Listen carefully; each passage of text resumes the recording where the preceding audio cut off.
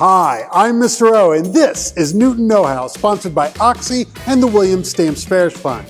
This is the Dominoes table, one of the many fun activities to do here in Newton Know-How. But how do you use the Dominoes table? Let me show you.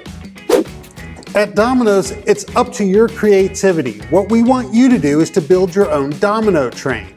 That's when you place one domino after another. You can also stack dominoes underneath so you can go up in height. Once you've created your domino train the way you want it, knock down the first domino and watch all the rest of them hopefully fall over. The Dominoes table is a great way to demonstrate chain reactions and transfer of momentum.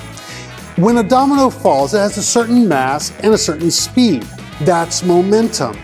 When it hits the next domino, that momentum is transferred into it, causing it to start to fall, which hits the next one, and so forth and so on. That produces the chain reaction. And you can have a lot of fun creating these chain reactions at the Dominoes table. So what we want you to do is we want you to come apply your creativity at the domino table. Build your own chain reaction and have a little fun with it. In this case, we made one branch into two branches. How many branches can you make? What about taking it up or down a level? It's all up to you to create your own domino train.